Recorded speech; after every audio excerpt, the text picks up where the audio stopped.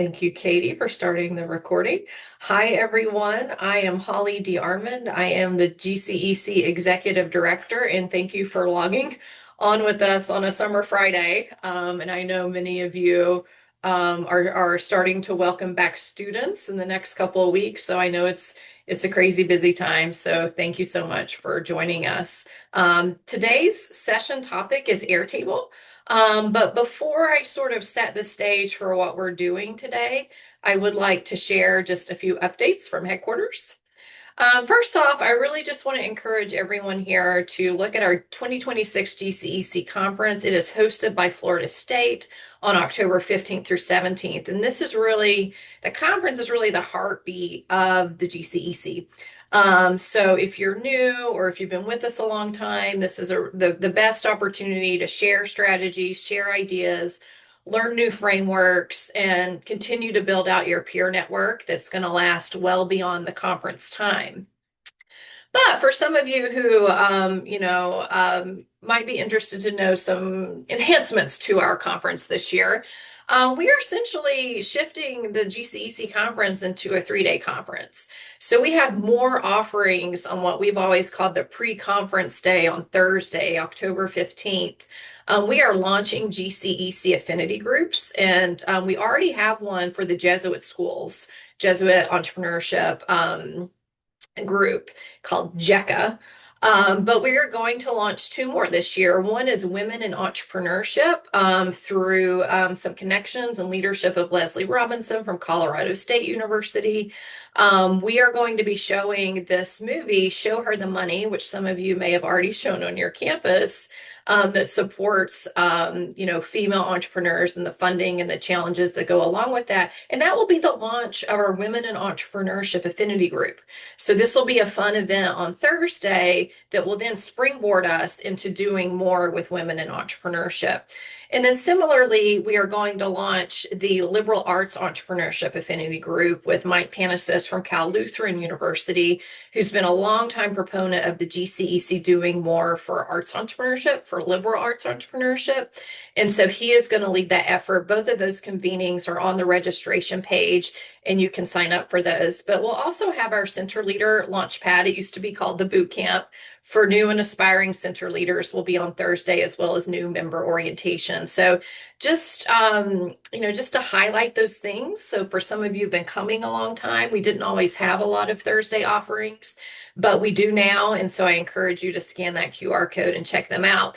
But perhaps what might be most interesting is the Florida State crew down there who's hosting us has put together some really great, what I'm calling fun and cultural excursions. So if you're landlocked somewhere, you'll have the opportunity to get to a Florida beach, check out some natural springs, possibly the Florida caverns, which are really interesting. And then they've also got a sort of small town Main Street business excursion in Thomasville, which is near Tallahassee, where we'll be. And so these are really interesting and a very fun way to experience the conference with your fellow peers is to do one of these excursions. So again, the QR code is there, but everything is on our website. So I encourage you to check those out. So we've got some enhancements being developed by our Florida State hosts this year. So we're really excited about that conference. And then I want to, before we move into today's content, please join us on August 28th. We are having another virtual connection. It'll be on the final Friday of the month, which is when we typically are. And VentureWell, who is a partner of the GCEC and probably a partner of many people on this call today, will be featuring Mike Brezick, who's their Director of Higher Education on entrepreneurship. He is wanting to talk about this TIPA program they have. It's the Inventors Patent Academy. So for you or your colleagues who are working in technology, transfer or anything in the patent realm, VentureWell has an academy partnership, which could be very helpful to those colleagues and how you translate those those efforts to sort of broaden your ecosystem on campus and even inside the classroom. So I think that will be a really interesting and something that we haven't really touched on a lot with GCEC, which is patents and how our members are doing that and what unit on campus is doing that. So Mike, being the expert on that, is going to come in and talk to us about that. So you can register for that on our website. But for today's topic, let me quickly introduce what we're doing today. I get a lot of inquiries through being through the GCEC, and one of them is always about Airtable. We get a lot of questions: who's using Airtable? Who's using it well? What are the challenges? What are the opportunities? And so Haley Edwards with St. Louis University had emailed us on this topic a couple of months ago, and I said, I think it's time we do another Airtable session. So shout out to Haley who brought this idea. Haley, like I said, is from St. Louis University. She's at the Chaffetz Center for Entrepreneurship, and she's the program manager here.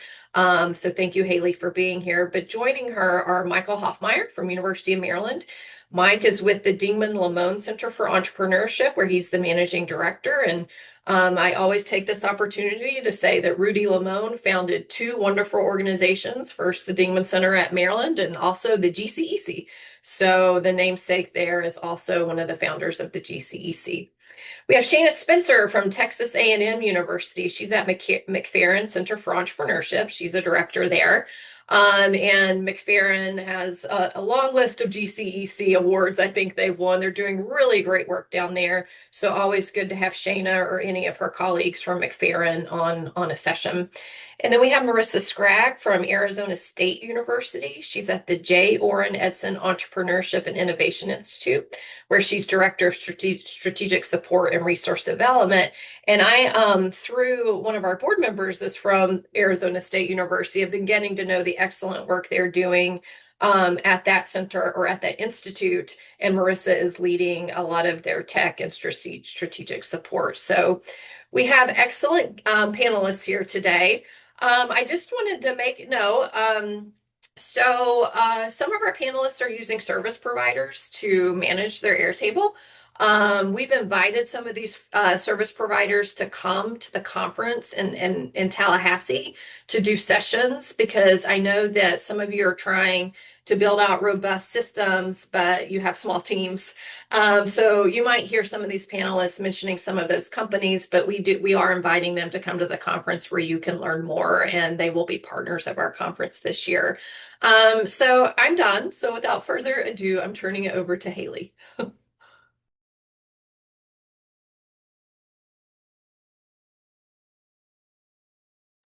Of course, I was muted. Hello, everyone. Can you see my screen? We doing good? Okay, awesome. Well, like Holly said, my name is Haley Edwards. I am the program manager of entrepreneurship here at the Chaffetz Center for Entrepreneurship. And each one of us is going to touch on a little different or hone in on a specific way that we're using Airtable. Many of us use it for everything, but we decided it would be better for us to each pick one of our things that we're doing well and share that with you. So just a little info on us. We are a center of 2.25 FTEs and 5 student workers. The core programs that we're running through Airtable are listed here. And we've been using Airtable for about 3 years. All of this, I will note, has been built out by myself and some support from AI to run some code. But we are not one of the ones that are using an outside provider to build that. So you can do it yourself if you need to. And so, like I mentioned, we're running every aspect of our programming through Airtable. So from our board and donor dashboard to our CRM to our program tracking. And so I did want to just show, we'll see if this works. This is where we started, was with our board dashboard. It was just a very easy way to show our core programming, how many folks are involved, students mostly, and then the breakdown of where those students are coming from on campus, because that was really important for our board and our donors to know. And so that's where we started. And from there, we've really built out our programming. So today I'm going to talk about how we run our accelerator through Airtable. So we launched the SLU New Venture Accelerator in the summer of 2024 with our first cohort. The accelerator is open to current juniors, seniors, any graduate student, and as of next week, any alumni. It used to be alumni up to 5 years out, but we're expanding the program to support any alumni of the university. And so we're using Airtable along with a platform called Fill It Out. It is a add-on to our Airtable.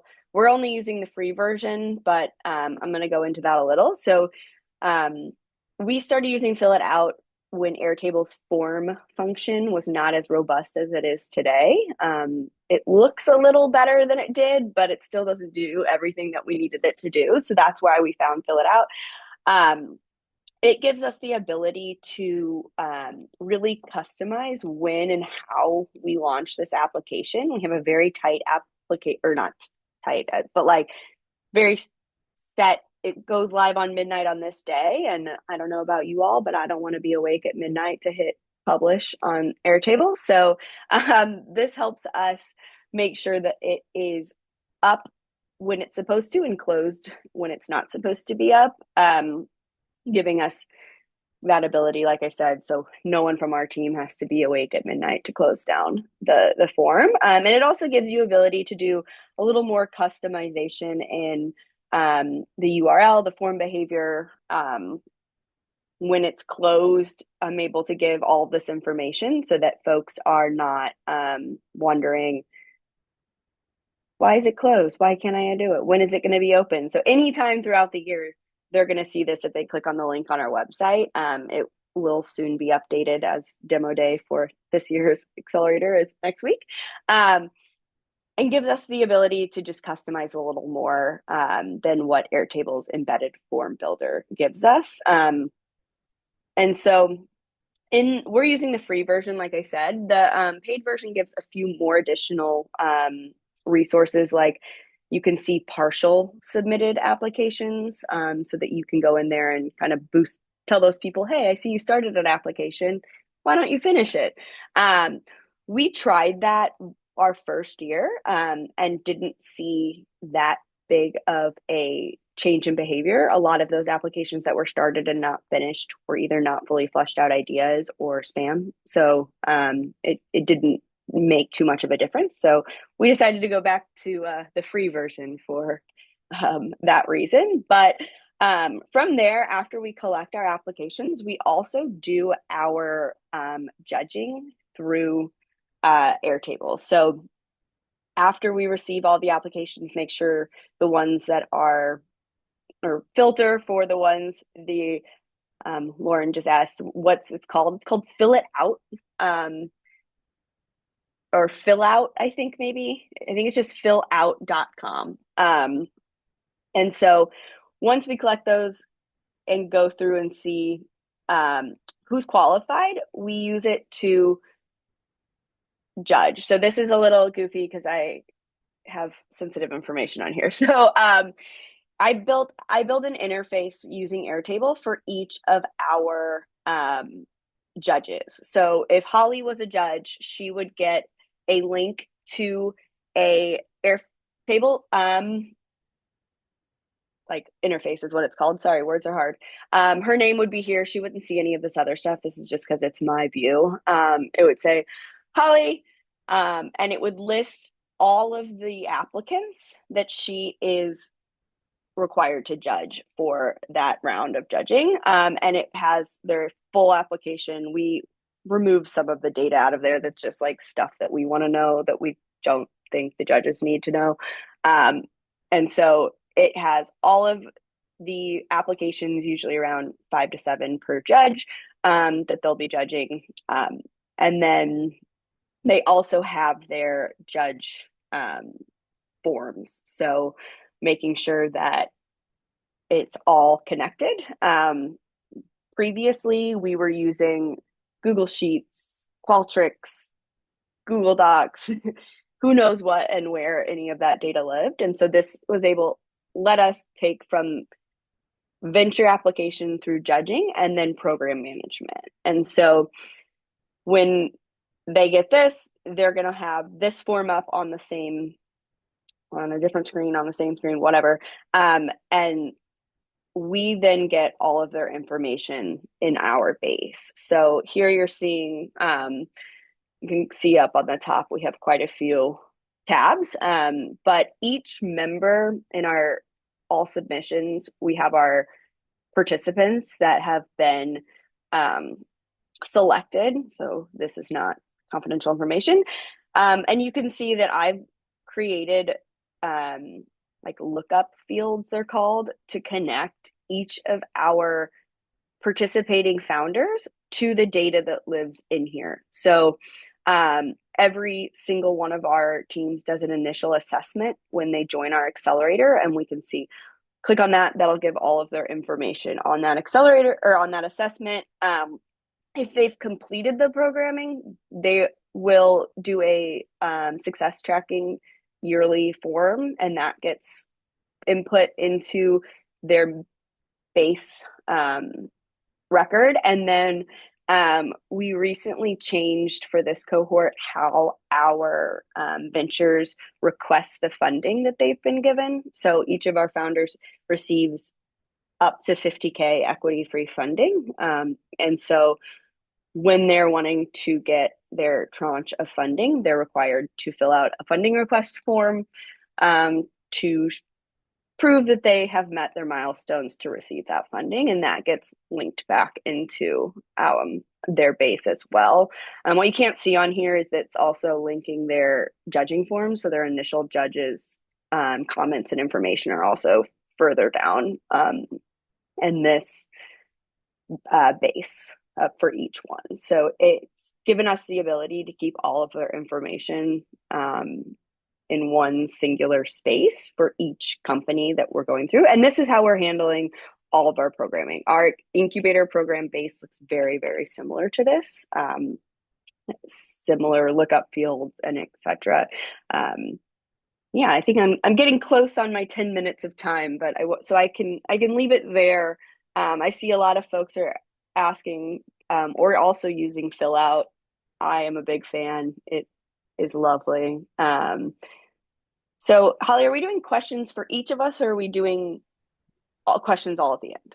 I don't Yeah, we remember. can do it at the end. It's probably good to get the content out there. So, yeah. Perfect. But feel Awesome. Well, free to yeah, chat in the chat, people. great. Well, then I will leave it there. I believe that's my last slide. Yes. All right. If I can figure out how to get to stop share now.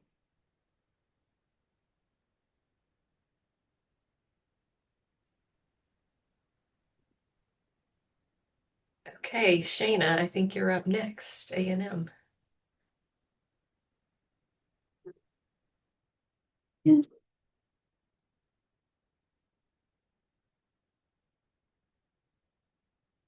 Okay, I think that's good. Okay. Howdy, like Holly said, my name is Shannon Spencer, and I'm at the McFerrin Center for Entrepreneurship at Texas A&M. And we are a little bit newer to Airtables, only about 2 years. But just for your background, we have 5 full-time employees and approximately 3 student workers, depending on the time of year. But we use Airtable for everything also.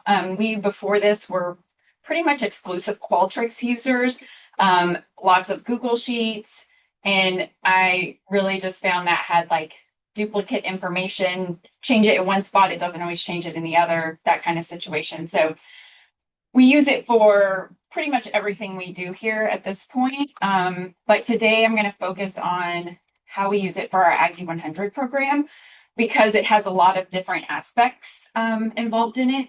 So Aggie 100 is an event we do every year that honors the top 100 fastest growing Aggie owned or led businesses.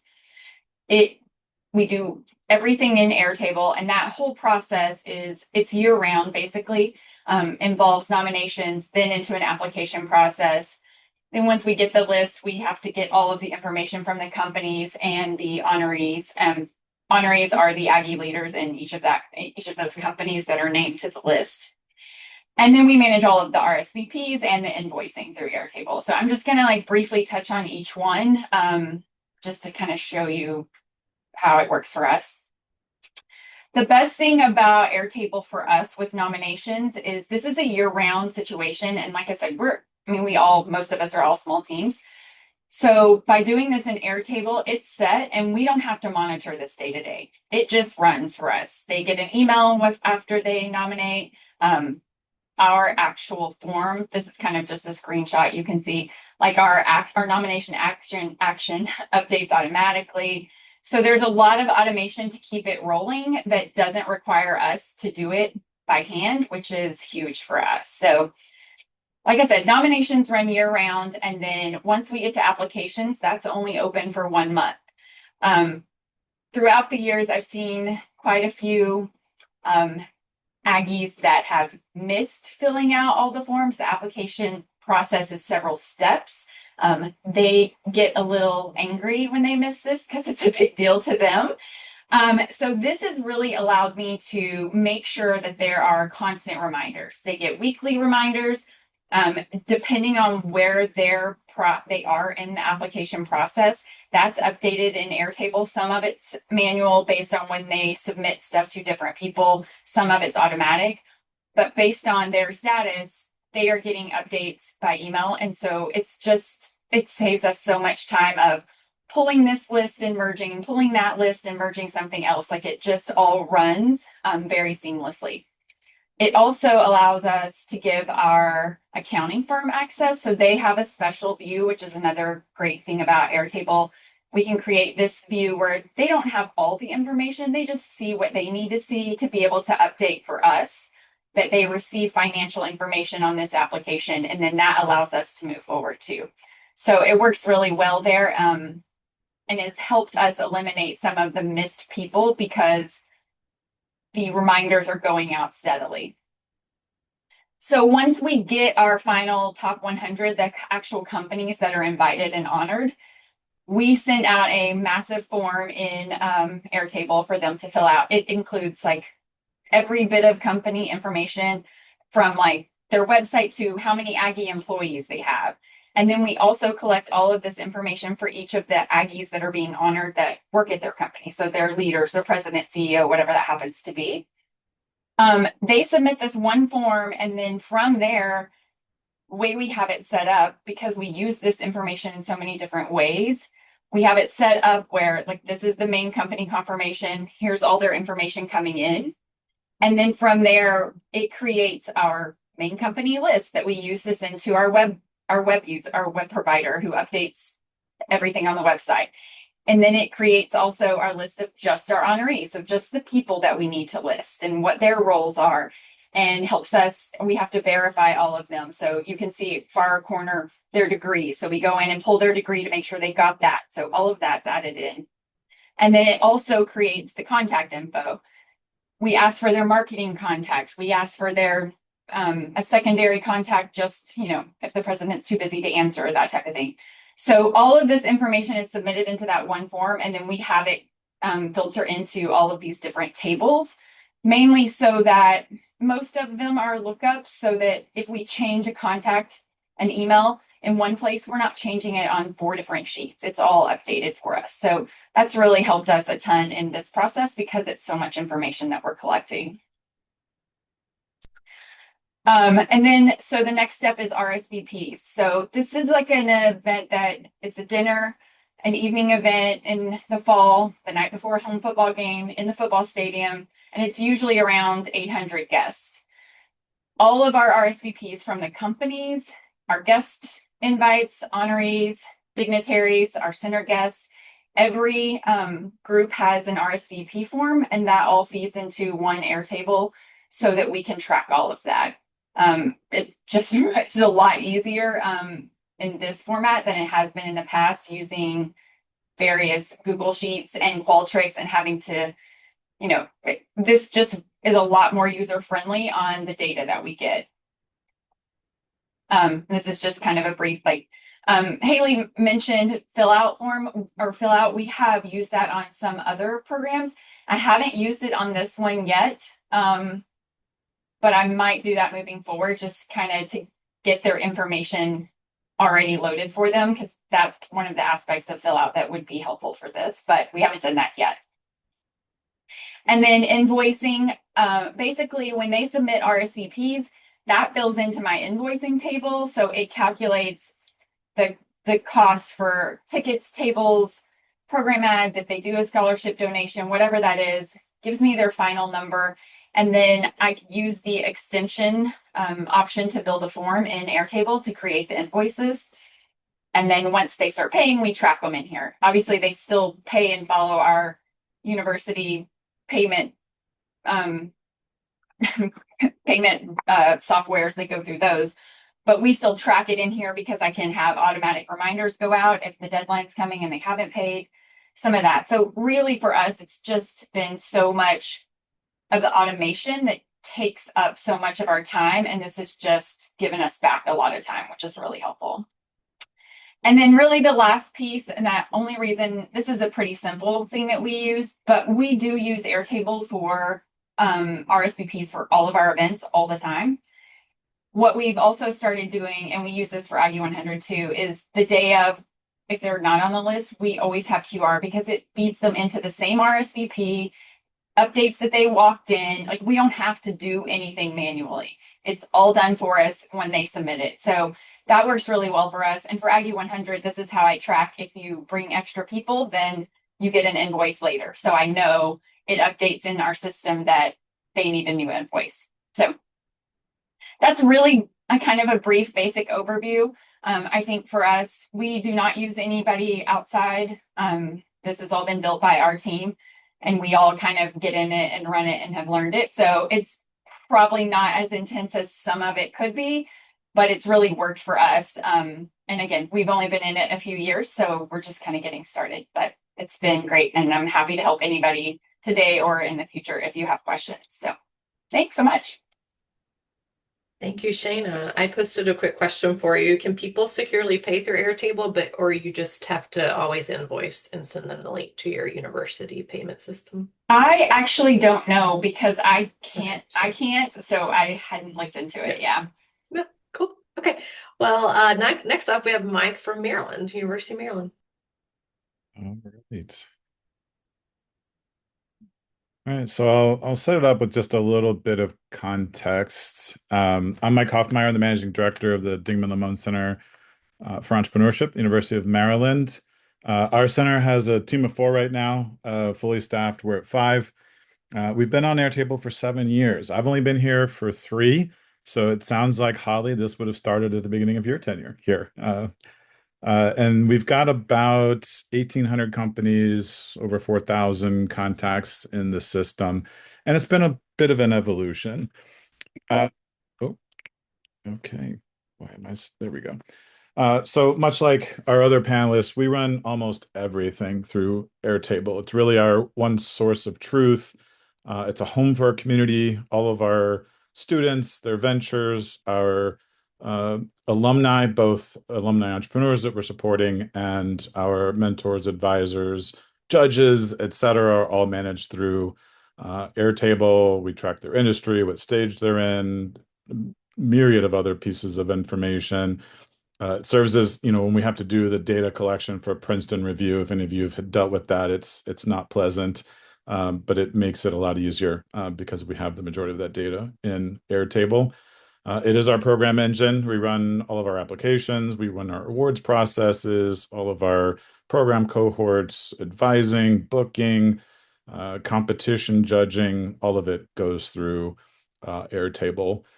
And it serves as the backbone for the student and advisor-facing portal that we stood up through originally Glide and then recently through Softer to expose and create self-service data updating and Pfizer bookings and all that. All this done through Airtable.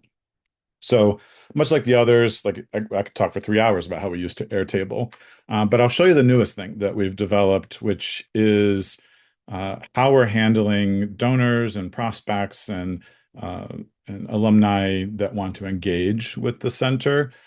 In the past, this was really driven by relationship memory, a lot of Google Sheets, emails, in some cases paper. Our we belong to the business school. They have a Salesforce platform that was always square peg round hole for us. It just really didn't work well. So the way I understand it, because this started before my tenure at the Dingman Limon Center, at first this was in a spreadsheet, this Rolodex that we call this a Rolodex. It was a pretty extensive spreadsheet, lots of names, lots of records, difficult to manage. Tried Salesforce for a while, didn't work well, and then switched to Airtable. And then last year, I mean, the way we use Airtable was so complex, and it ended up, it was kind of a cautionary tale, ended up being a little bit of a messy spaghetti situation. And so I saw Katie King is here from Stratia Partners. We brought Stratia Partners in to help us kind of clean this up. And so that was a great experience. It took a while, but it got our infrastructure a lot cleaner so that we can build ourselves now better than we could before. The complexity was greatly reduced. So a big part of the impetus behind this donor and relationship management system is that, you know, a lot of the how somebody wants to be treated and what their requirements are, and special notes about how to help them weren't always readily available to other members of the team or even to uh, successors. And so I wanted to make sure that when and if I ever leave the University of Maryland, that anything that happened with regard to donors, mentors, advisors, etc., is recorded in Airtable, and that history is there. And so the next person can just pick up where they left off, and there's no, sort of the institutional memory. It's a little more institutionalized rather than walking out the door when someone moves on. So for us, that's the intake and stewardship pipeline. I will preface this by saying I didn't just say, "Oh, I'm going to use Airtable to manage the donor and stewardship pipeline." I first built a pretty extensive framework to govern this. I wanted to be able to dictate exactly like what donors belong to what tiers, what are the timelines we want to make sure we maintain contact with them, in which cases should we start, raising flags if they haven't been contacted in certain times. So I got like I don't know, 20 some odd page document that, nowadays you can use AI to help you build these things. It's not that difficult, but it created a really strong basis on which to build this Airtable interface. And that's what I handed to Stratia Partners, and they built exactly what we needed because the specifications were right there in front of them. So it allows us to capture every, potential donor, volunteer, whatever kind of prospect, to vet and qualify them, move them between stages. Nothing gets, hung up. And then there's a cadence in terms of touch points. Like if you've got a donor that gave you, $1 million, you want to maintain contact with them once in a while, right? And tell them how things are going. But if you got a donor that gave you 5,000, maybe it's not quite as frequently, but you still want to maintain contact and make sure you don't lose sight of those donors. And then everything is logged. Every email, every phone conversation, every meeting, so that anyone that comes behind or any of the other team members knows the last time we talked or interfaced with that individual. So I'm gonna take a live look at this real quick. Hang on a second. I gotta switch windows. So I'll take you and this is pretty rough. Like we haven't finished this, but it will give you an idea of what we're doing. So, I mean, you can see on the left-hand side, there's a lot we do with Airtable, but this particular piece is our stewardship piece. So we've got a lot of different filters on how we view this list. One I use pretty regularly is relationship health risks, and I've got some examples in here to show you how, like, maybe you've got a pretty significant donor that you haven't talked to in a long time. The system will tell us, hey, this is at risk. You need to do something about this. There's declining engagement, et cetera. And so, we've got all of these donors in different prospect tiers with, their prospect levels. And I'll show you a little more details around this in the actual contact ad form. But this is really basic. We really haven't fleshed out our dashboards yet, but it does give us very basic information. Like if I come in on maybe I've dedicated Fridays to stewardship, and it's Friday morning, and I come into this interface and I say I've got 6 health relationship risks and 12 things that need attention this week. I know exactly where I need to start. There's no decisions to be made. So, obviously this serves as a CRM for all of our stewardship. I will say that the stewardship CRM is just a view of our overall CRM. Stratia convinced us to do all of this in one base because we certainly weren't doing that before. And so we've got special fields for this particular context, uh, basically prefaced with stewardship, but we're tracking their tier, what stage they're in, what type of engagement they're doing, what level, which dictates a lot of rules about how we interact with them, what their donor level is, etc. We track all the interactions. I didn't want to show a lot of those here, but here's a quick view where I've got a lunch meeting request out to one of my board members. And she hasn't responded yet. So it's still in my open request queue. But now without having to search my email, I know everybody I've reached out to that haven't heard back from yet that I need to reach out to and follow up with. I'm going to skip the gifts because that's live data, and I probably shouldn't show people live what gifts they're giving us.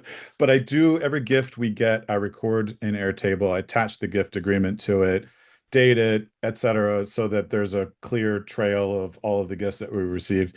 Yes, we can get that information from our development colleagues, but I find that's not always as easy as I might like. And so I make sure that when the gift is executed, we record that information, have everything about it, so that we have a single source of truth with that too. Part of our stewardship framework is having stewardship relationship plans for donors at a certain level so that we know what we're trying to accomplish with them, what our goals are, how we're doing that. Those get recorded in here. That you see there aren't very many in here. That's something that's in process. And then we also manage our board through here, where I haven't put those information yet. I don't want to reveal it here anyway. But we manage our board meetings and contacts and the stuff around that as well. So that's a quick glimpse. This, I wanted to show one that's not quite as polished and rough because it doesn't have to be perfect to be useful. So this is in play now. We're managing our stewardship this way. I think our development colleagues are, I can't tell if they're pleased or offended with how we use this because they have their own database, which they won't give us access to, which is why we ended up building our own. So let me switch back I got a couple more slides, some lessons learned and such. So I think I'm running out of time.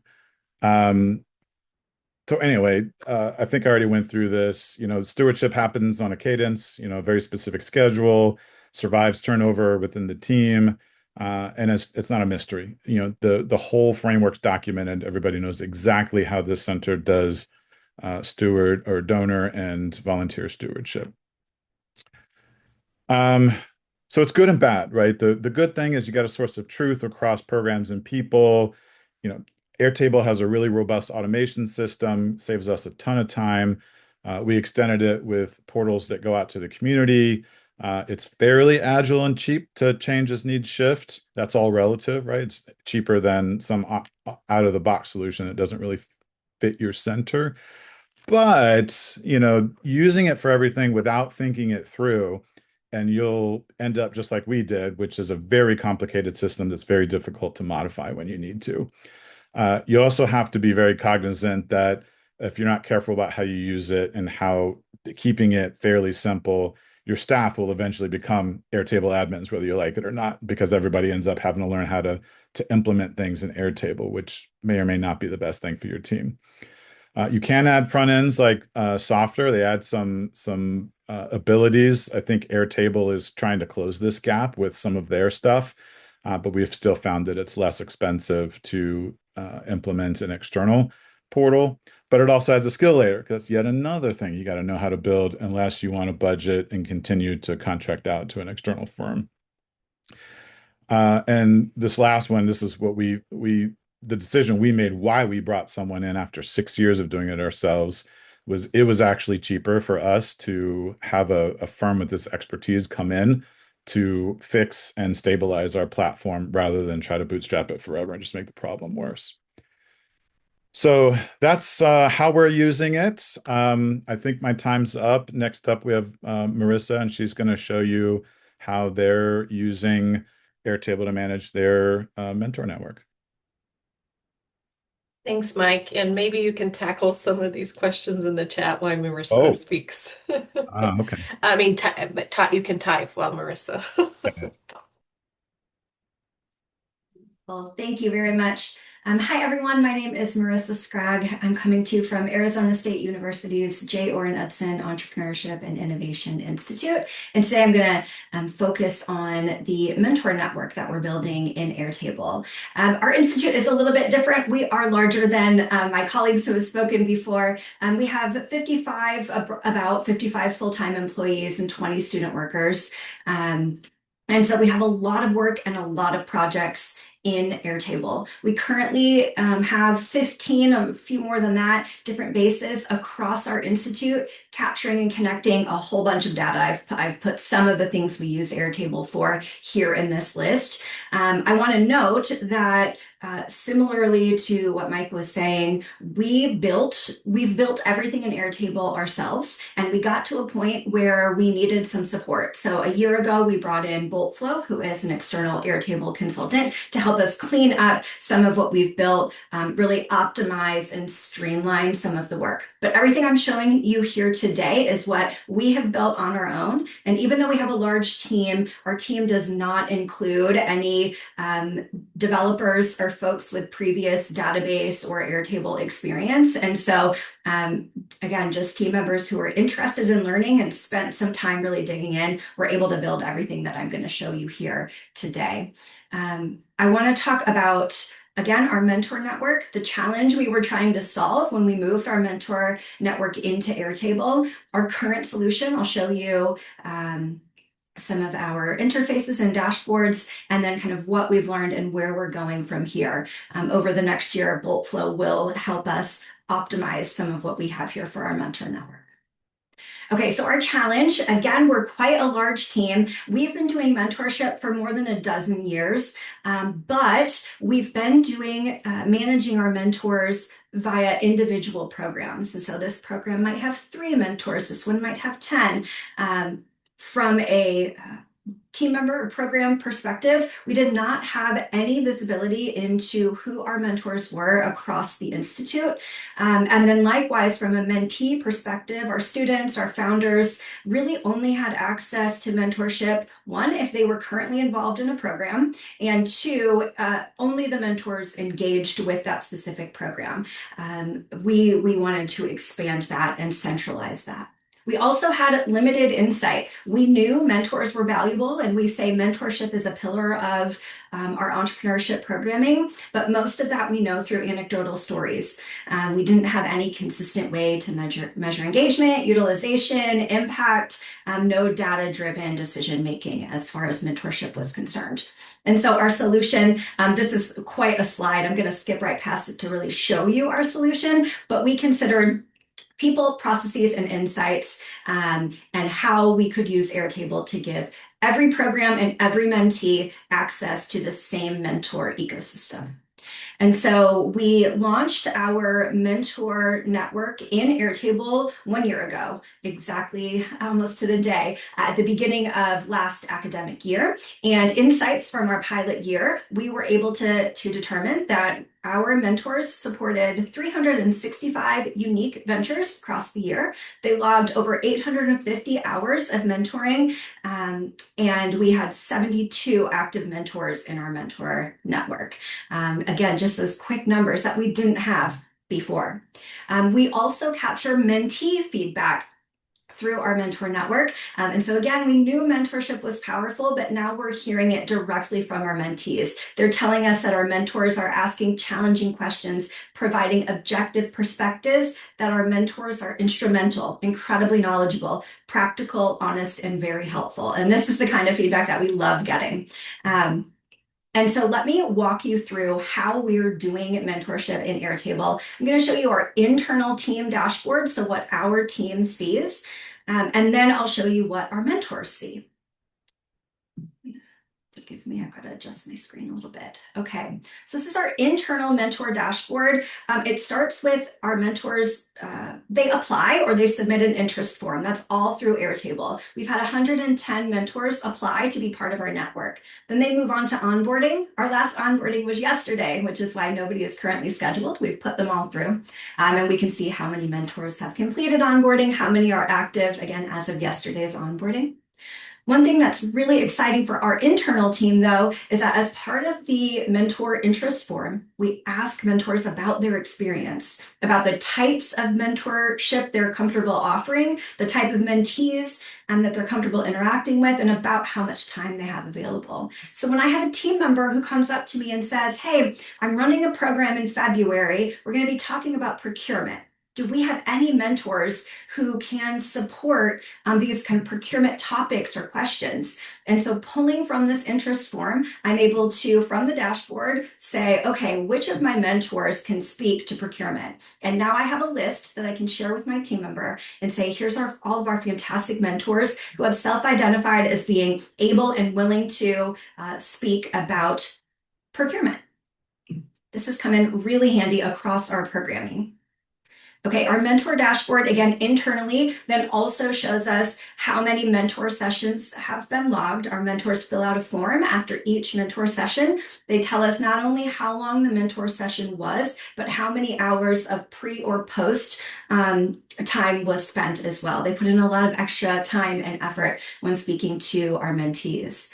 Our program managers can also filter this by program. So I see that in my Chandler programming, 67 mentor sessions were logged over the past academic year. And in Venture Doubles, which is our signature student program, these students are getting the majority of our mentorship right now with 625 mentor sessions logged.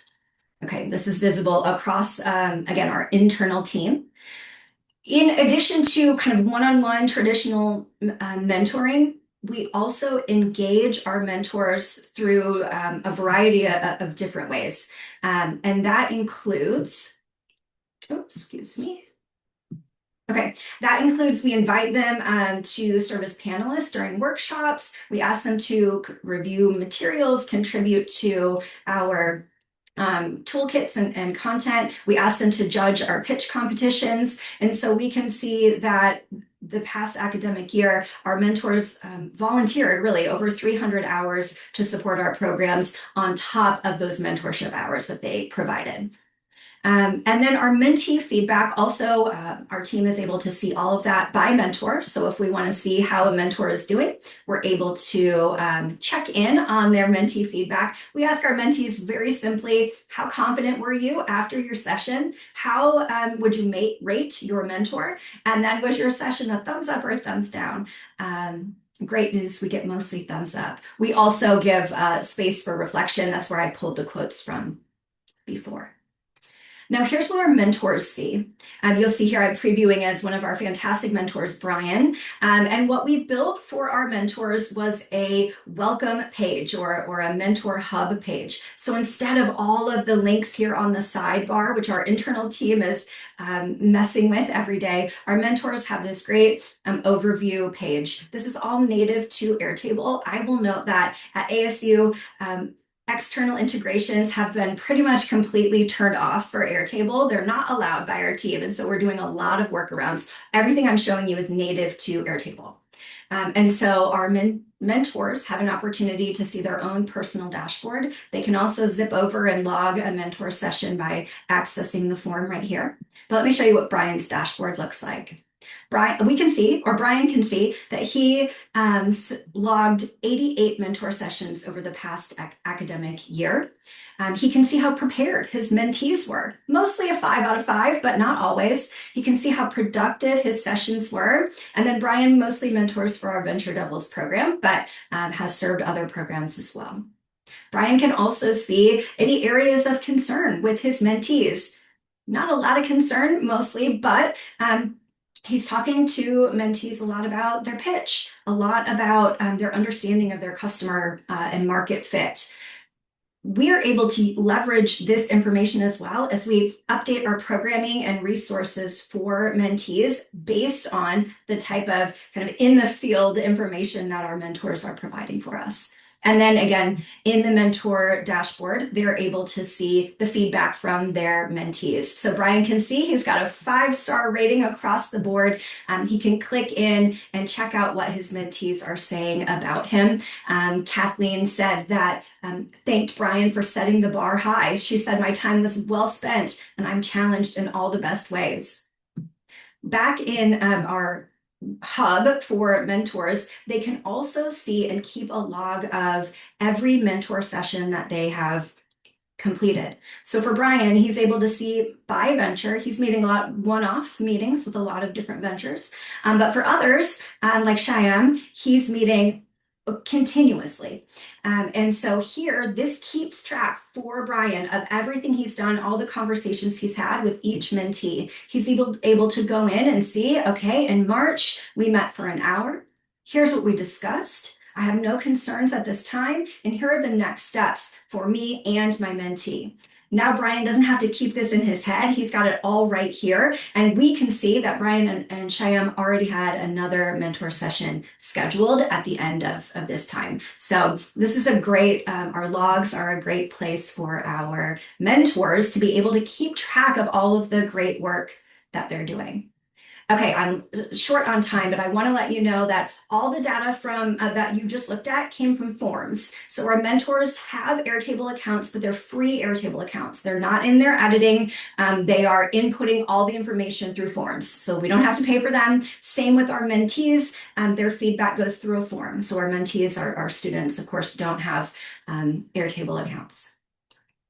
Our outcomes, I could talk about this all day long. I'm already over time, but this centralized and consistent information tracking has been incredible to see. There's a lot more for us to improve and optimize.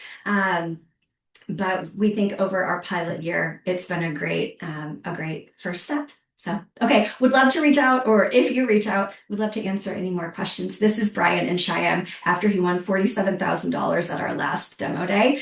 So that mentorship really pays off, right? Nice. Thank you, Marissa. Just real quick, it says, Brianna from Tennessee says, is it manually updated after the meeting, or can Zoom and Teams do the automatically? Can they automatically add notes? Yeah, they're not automatically updated right now. We do encourage them to copy paste those notes in. I'll answer more in the chat. Yeah. This is great, but and we only have 5 minutes, so people can keep chatting. But I'm gonna ask a question that I always get, and I'm gonna ask our panelists if you would like to comment. How hard is this gonna be to start, and how should they start? Anyone?